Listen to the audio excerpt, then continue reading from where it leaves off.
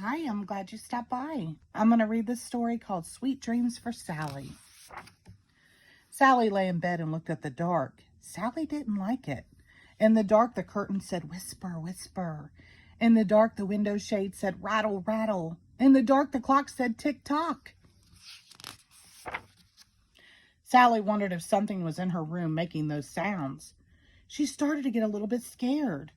"I am a big girl now," Sally said to herself. "I will not call my parents.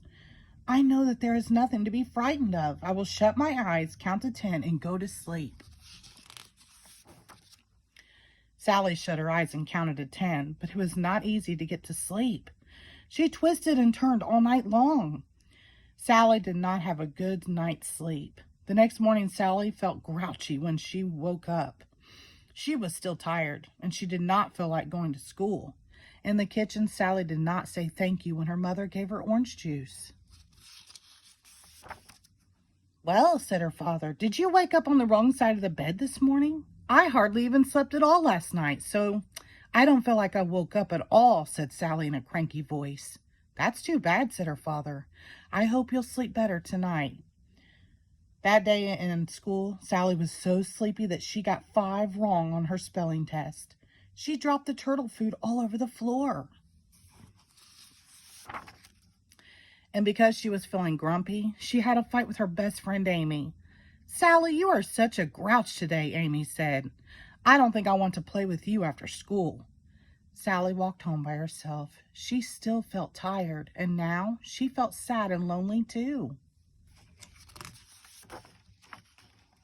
When she reached the corner near her house, she heard a gruff voice say, "Hey there, Sally. I wish you were in a better mood. You're feeling so grouchy that you're making my tummy rumble." "What?" said Sally. She tried to find where the voice was coming from. She looked all around and saw no one. Then she looked up, and there in the branches of a big oak tree was a little blue bear with a frown on his face and a rain cloud on his tummy. "My goodness," said Sally, "who are you and how did you know my name?" "My name is Grumpy Bear, and I know your name because I know the names of almost everyone who is feeling grumpy. I came to see you because you seem to have a bad case of grouchitis. I can tell because it's making my tummy rumble. Listen." And with that, Grumpy Bear floated down from the tree and pointed to the little blue cloud on his stomach. Sally put her ear to his tummy, and sure enough, there was a noise coming out of the cloud. It sounded like distant thunder. Now, when my stomach starts rumbling, someone really needs help getting rid of the grouchies. Why don't you tell me what the problem is?" Sally told Grumpy Bear how she had started to be afraid of the dark and how she felt grumpy all day because she hadn't gotten almost no sleep the night before.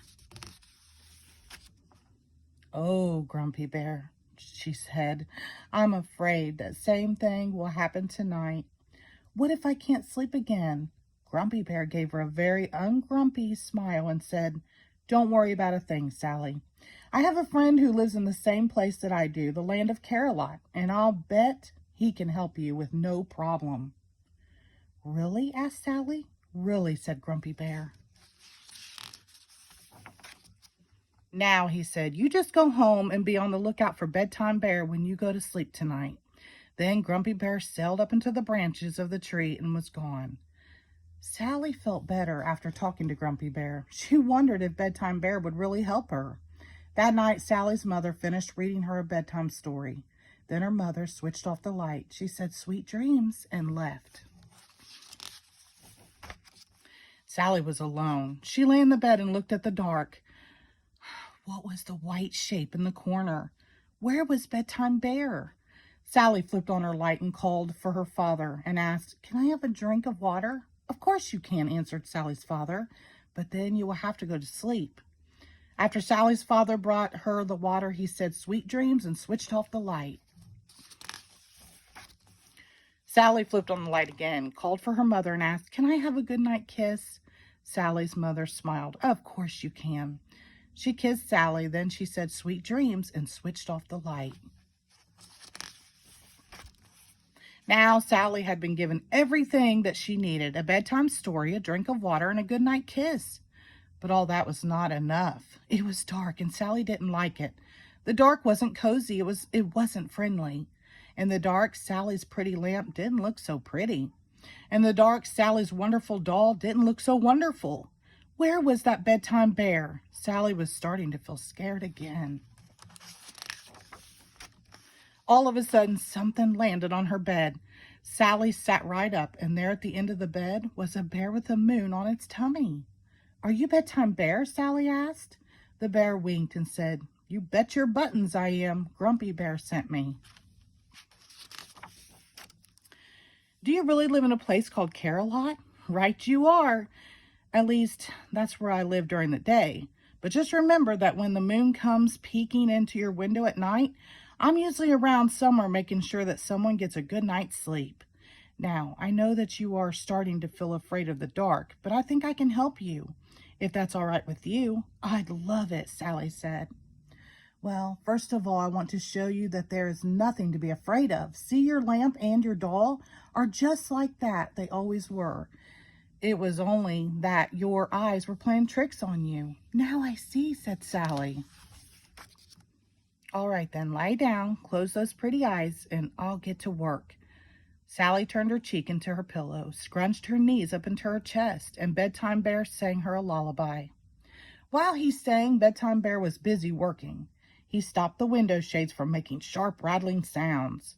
He stopped the curtains from making soft, whispery sounds. He stopped the clock from making loud, ticking sounds. And Sally fell asleep. The next day, Sally really felt good. At breakfast, she smiled at her father. In school, she spelled every word correctly, and she and Amy made up and were friends again. That night, when it was time for bed, Sally hopped right under the covers.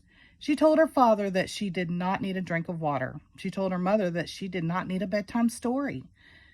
"Just give me a good night kiss and switch off the lights," she said. Sally was hoping that she would see Bedtime Bear again. "Sweet dreams," said Sally's father. "Sweet dreams," said Sally's mother. Then they both left the room. While she waited for Bedtime Bear, Sally looked around her room. Tonight, her pretty lamp looked as pretty as it always did. Tonight, her wonderful doll looked as wonderful as it always did. Sally knew that she wasn't afraid of the dark anymore. Sally started to get sleepy. She tried to keep awake for Bedtime Bear, but her eyes gently closed. Later that night, Sally opened her eyes. Was she dreaming?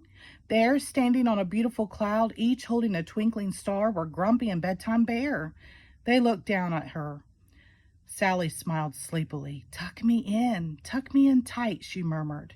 And as she got comfortable, Sally closed her eyes and dreamed a special dream about the land of Carolot. The end. Thank you.